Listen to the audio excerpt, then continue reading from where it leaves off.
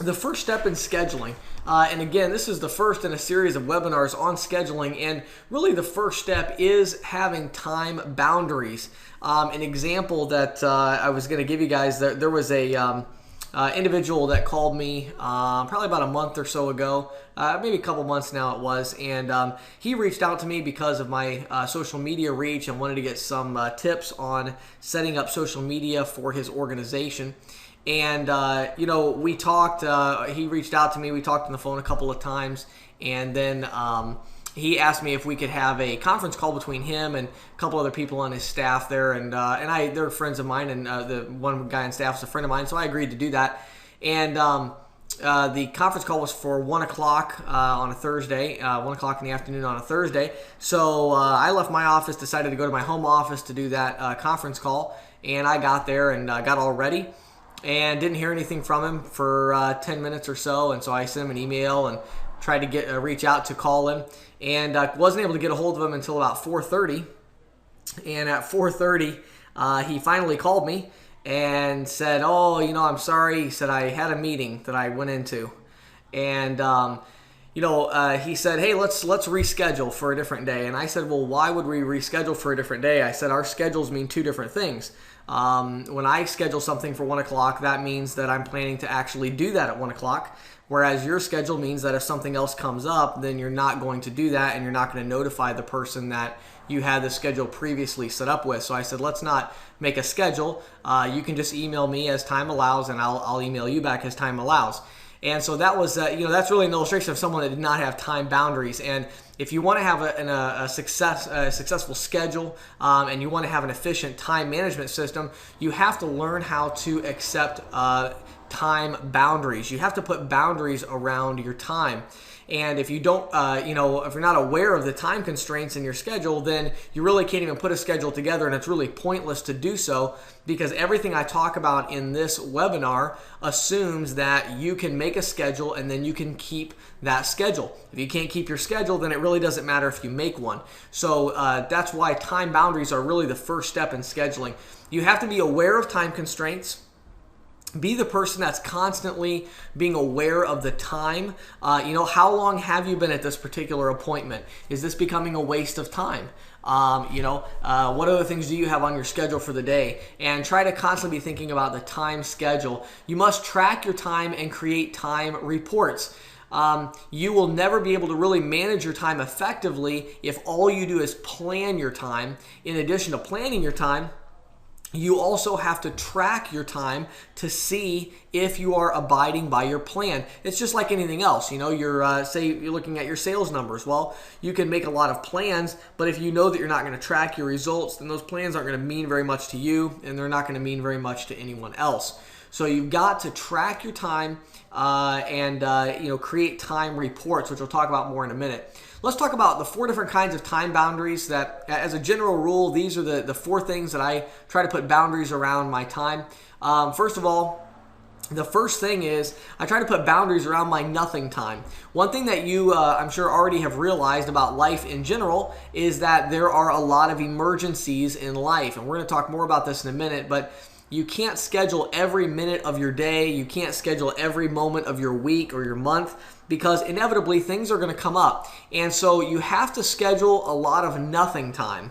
Not even relaxation time, just time where you literally don't have anything scheduled. There's a great book out, I believe it's called Margin, and it's talking about time management. And, it's talking about how that Americans today get about 1.5 to 2 hours less sleep per night than they did 100 years ago. And that's not because we need less sleep. That's because we've gotten to the point where we don't have any margin. We don't have any nothing time in our schedule. So I try to put some firm boundaries around that, and I have at least an hour or two every day where I just don't schedule that time. I leave that hour open, and then as other things come up, I'm able to move my schedule around, and I have some flexibility there to move things around. Whereas if you pack everything into your day, then one little thing comes up that takes 30 minutes of your time, and that can literally ruin your entire schedule for the day, and all your appointments are off because you don't have any nothing time in there. So I put that one first because that's the first thing I do when I look at my schedule. I try to put some nothing time in there. You want to have boundaries around your business time. When do you start work? When do you stop working? If you didn't watch the webinar from this last Friday called 5 Reasons That Agents Fail in the Merchant Services Industry, you definitely want to watch that. And we talk a lot about having boundaries around business time, when you start work and when you stop work. Boundaries around your family time. That's an obvious one, but a lot of people don't have that. Having boundaries around family time. Having boundaries around your personal interests. What else do you have in your life that you enjoy to do?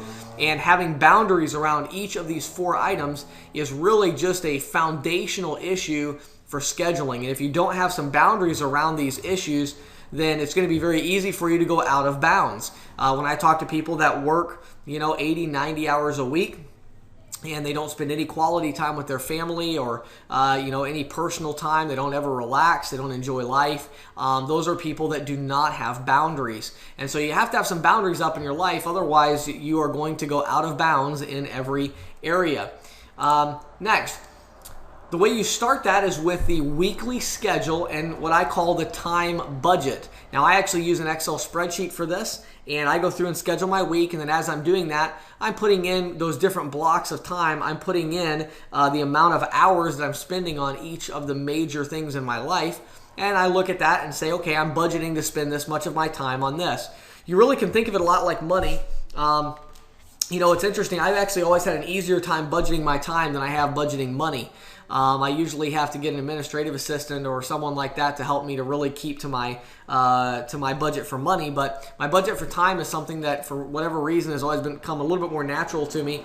But my time is very important to me, and my time is more important to me than my money, because I can make more money, but I can't make more time. And so you want to have a budget for your time. Have a time to schedule each week, and be careful about making commitments before that time. So, for instance, a good time for me is usually like Sundays, Sunday afternoon. Now, I'm a youth pastor, so I'm there at church quite a bit on Sunday, but we have a break on Sunday afternoon and also Sunday evening. And so usually one of those 2 times, that'll be a good time to sit down. If you're married, of course, you'd want to do this with your spouse, and you're going to want to sit down and both of you get together and make your schedules for the next week. Weekly scheduling, though, is just again, these are core foundational issues of scheduling. And if you don't do these things, it's going to be very difficult to do the next few things that we're going to talk about in the upcoming webinars. But you definitely want to do a schedule weekly. You don't want to do just a schedule daily or even monthly. You need to do both of those, but the weekly schedule is probably the best view to see how you're doing in all the different areas of your life. You can usually look at a week, and there shouldn't be a week that would go by where you don't have some family time. There shouldn't be a week that would go by where you don't have some time working on business projects. And so you can look at all these different areas of your life and make sure that there's time in there for your week. Start with the obvious things. So when you make your weekly schedule, now I'll show you next week how to do this, where you can do repeat appointments in your schedule, and so you won't have to continuously worry about scheduling these. But you want to start with the obvious things: sleeping, eating, exercising, weekly events. Like I mentioned, I'm a youth pastor, so we have certain services that I go to every week. You might have a charitable, organization that you work with. You might have certain family events that you do. You might have a date night with your wife or with your husband. And so weekly events, and then of course your nothing time that we talked about on the last slide, time where you don't schedule. You actually put a block in there that says nothing. I'm not scheduling this time because I'm going to leave it open. So you want to start with these obvious things. Now, this is a mistake a lot of people make. They don't schedule these things in, and whatever you don't schedule is what's going to get squeezed out. So if you start having a really tough day and you look at your schedule and it's like, well, let's see, I didn't schedule any time for lunch, so I'm just going to bypass that and do something else. No, you got to have an appointment to eat lunch. You have to have an appointment time where how many hours of sleep do you want to get each night, and everybody's different. I think it's Donald Trump that gets an average of about 4.5 hours of sleep a night, and he's fine with that. Myself personally, I got to get about 8 hours of sleep, sometimes 7.5 or 8. If I have a pretty stressful day and have a lot of meetings all day, I might even go for 8.5 hours of sleep. And so for me, I have to have a little bit more sleep, so I have to put that in my schedule, otherwise it will not happen, and I'll schedule other things that will take away my sleep time, and then that will make me much less productive the rest of the week. Realize that when you say things are crazy right now, you're really saying I'm a human being living life as usual.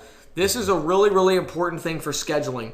I talk to agents all the time that tell me things are crazy right now. I had a crazy week. I had a crazy day. Now, certainly there are crises, and certainly there's things that happen beyond our control, but just realize that as a general rule, things are always going to be crazy. Things are always going to come up. Emergencies are always going to happen. So rather than waiting until all of the emergencies stop to start scheduling and planning a successful life, just plan a successful life in spite of the emergencies. And again, one of the best ways you can do that is to schedule this nothing time, which will allow you to deal with these issues without messing up your whole day.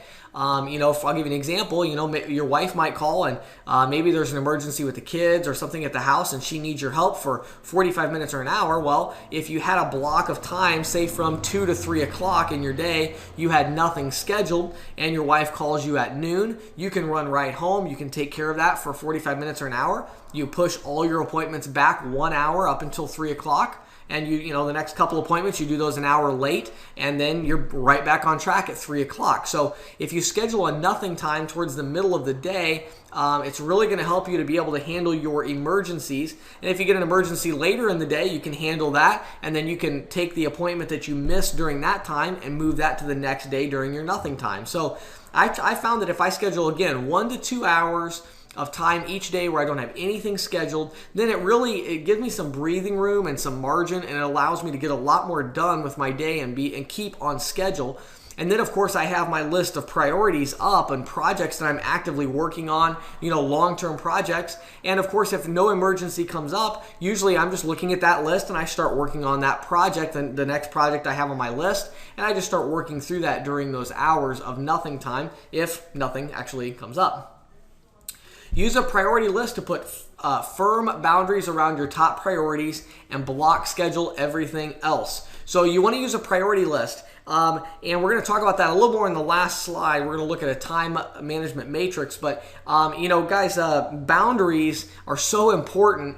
And the interesting thing is that, we usually put boundaries around the wrong things. Boundaries have got to be around the important things. So look at your life and say, what is really important to me? If someone asked me what's important, I would say, well, my marriage is very important. So then that would beg the question, okay, if my marriage is important, what time am I spending on my marriage this week? My wife and I are having a date on Saturday, and I have firm boundaries around that.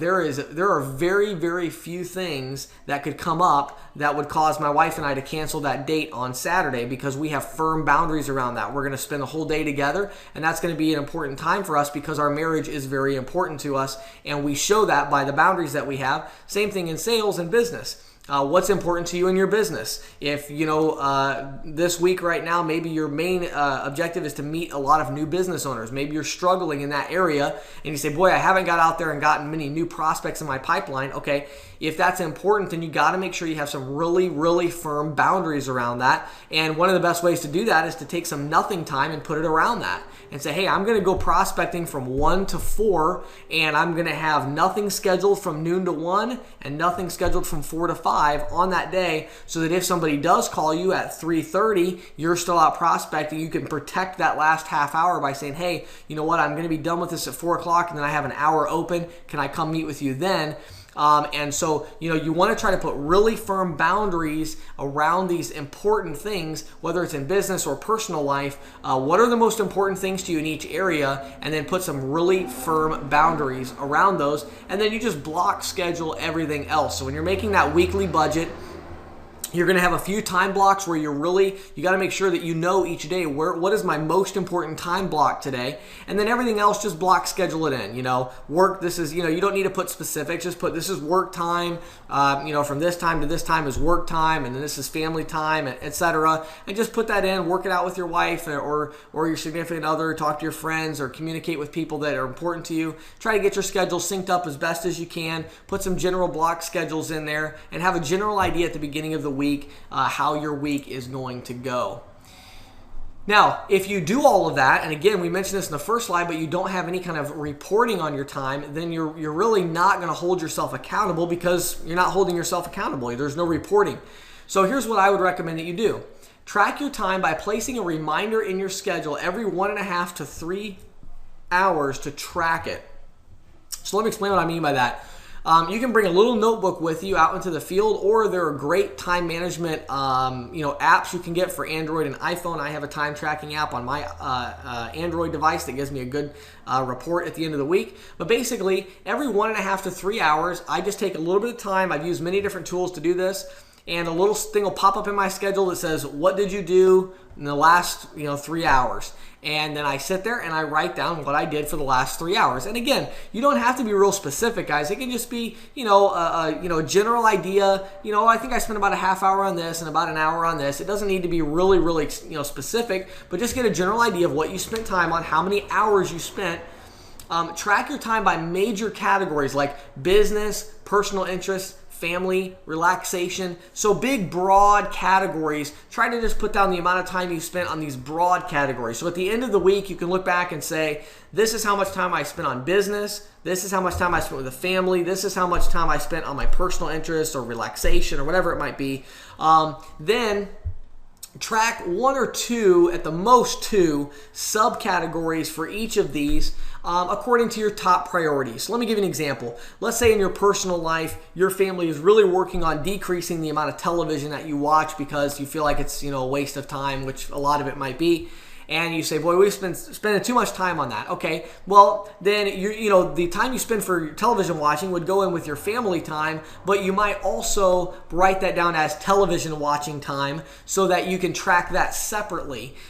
If it's in business, you might have something where you're going out in the field and you want to do more follow-up on old clients, clients that you've had for a long time, and maybe that's a big priority for you this week, so you might track that time separately. So whatever it is, look at each area and say, okay, what is really important to me this week? What's really important to me this month? And start to track that. Now, I do not track my time every single week. I usually now track my time 1 week a month. You can get to that point, and at the beginning you might want to track your time for 2 or 3 weeks. If you're making a lot of changes to your schedule, you definitely want to track your time every week, and I would even go so far as to say look back every day at the previous day for your schedule.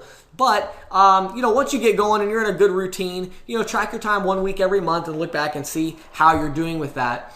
Create and review this report each week before making your schedule for the next week. Again, that's very important. Look at what did I schedule last week, and how did last week actually turn out in reality?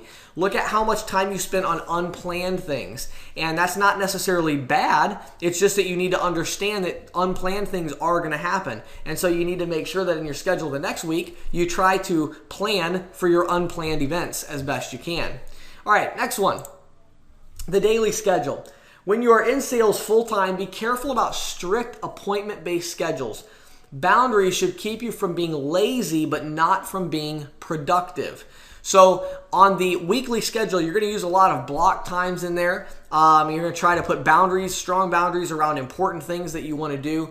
However, daily, you really don't want to have too many firm boundaries around specific appointments if you can avoid it, because you really want your time to be flexible. I've used this example many times, but let's say you walk into a business and you had an appointment at 11 a.m. and you went in to meet a business owner and the business owner's not there, okay? Well, now at 11:05, you're done with that appointment and you're ready for the next one. But if you're scheduling your day with hard appointments, then your next appointment's probably not till noon, because if that business owner had been there, it might have taken you an hour for that appointment.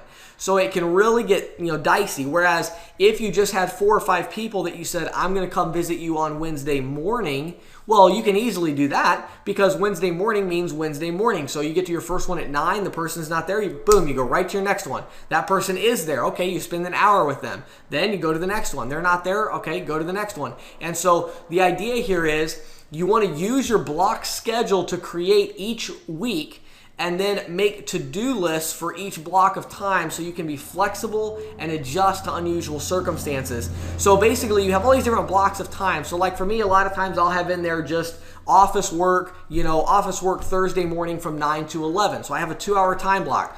So when someone says to me, hey, I have something I need you to do, I need you to do this. Well, I look at my schedule and I go, you know what, I could probably do that on Thursday morning. So I don't tell them, okay, I'm going to do that at 9:30 on Thursday. I just put that in my to-do list for Thursday morning between 9 and 11. And that keeps my schedule very flexible, allows me to take care of things as they come up. make sure you have a way to differentiate between solid appointments and general follow-up. So if you're going to start doing things that way, you're going to want to make sure that you have a good way to differentiate. Now, what I do is, in my schedule, the way I differentiate is that my blocks do not have reminders. I just have my schedule pulled up, and as I go throughout my day, I look at my blocks of time, and I try to stick with that, and I go through my list of things. So if I have something that's not at a specific time, then it's just going to be on a list of things I need to do during that time block. But if I have a specific appointment, because you're going to get those, some people say, hey, come meet me at 4 o'clock on Thursday, and you're going to want to do that. So then for those, I put in several reminders. I'll usually put a reminder in there, an hour before the appointment, and I'll also usually put a reminder in when I'm supposed to drive to that appointment. So that'll pop up. A lot of guys make the mistake of having reminders in their schedule for the appointment when it's supposed to start, but unfortunately, they forget that they have to drive 30 minutes to get there, and so their reminder comes up way too late.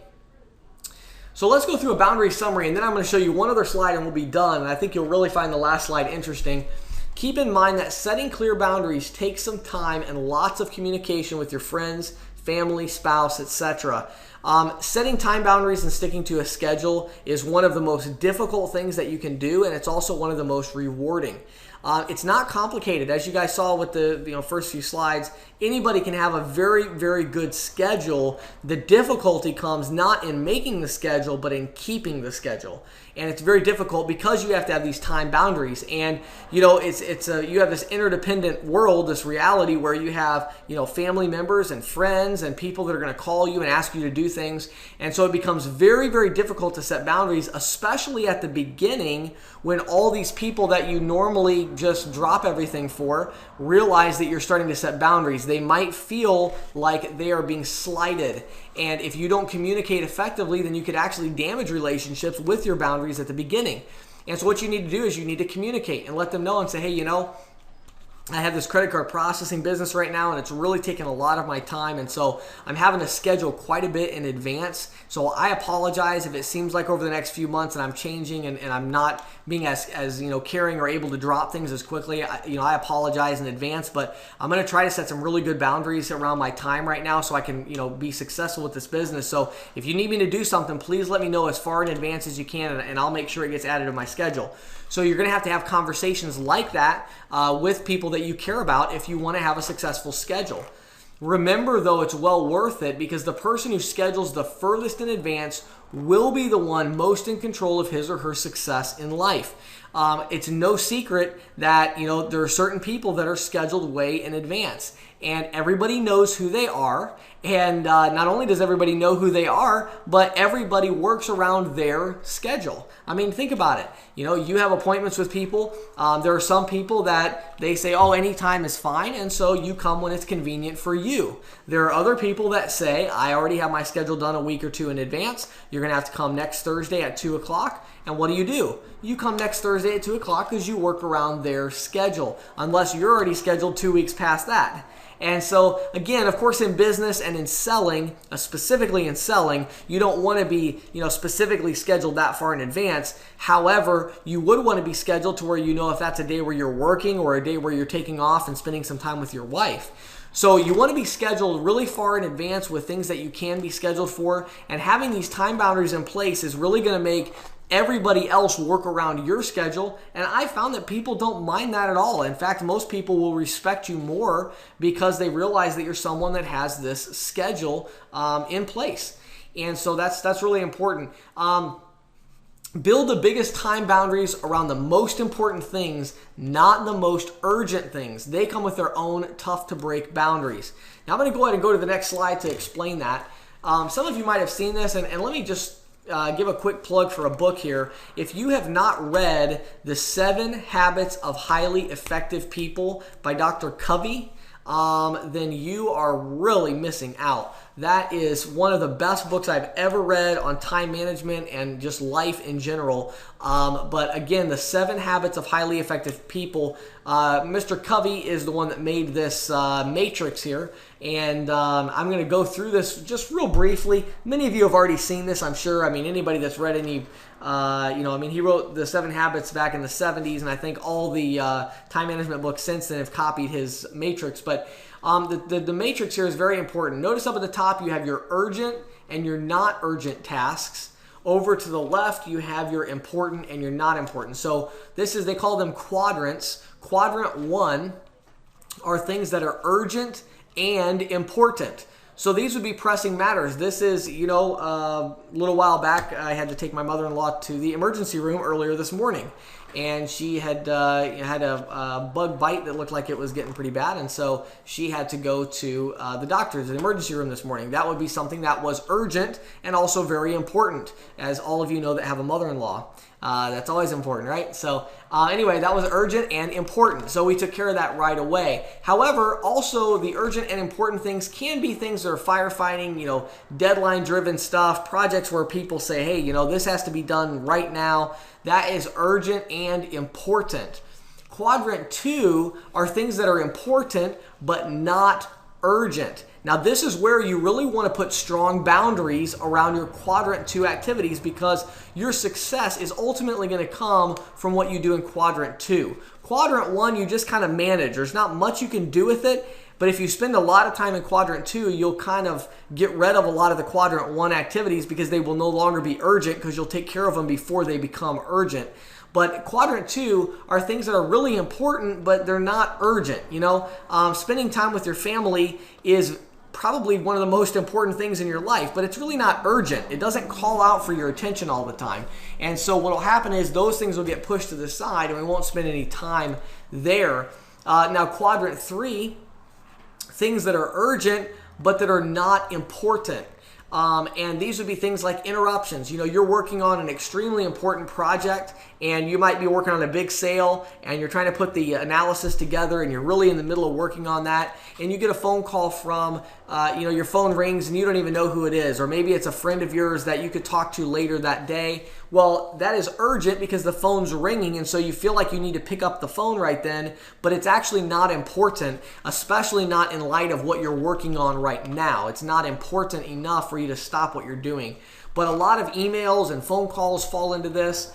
Some of your unprepared meetings, just popular activities. Your friends call and say, hey, let's go to a movie, let's go do this, let's go do that. And you had time scheduled with your family that evening, or time scheduled to do some extra work and to think through a project. And those things, like thinking through projects, thinking through the future, those are not urgent, and they're very important, but they're not urgent. And so what will happen is we'll replace quadrant 2 activities with quadrant 3 that are very urgent, but they're actually not important.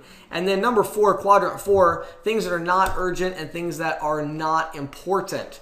And so these would be unproductive activities. This is, excessive television watching, sitting at home depressed because you haven't got any sales yet that week. All of these, busy work, things that you do just to, surfing the net, just trying to make yourself feel like you're working when you're really not being productive. Those are all quadrant 4 activities. They're not urgent, and they're also not important. Now, that's all the slides I have for this one, and I'm going to go ahead and stop the recording. And if you have any questions, go ahead and ask those. You can type them over to the right, and I'll answer those. I'm not going to put the questions anymore on the recorded version. So if you want to get in on the question and answer time, which is a lot of fun, if you want to get in on that, you can join the live webinar. But if you're watching this via recording, I'm going to go ahead and stop the recording, and then we'll get right into the questions.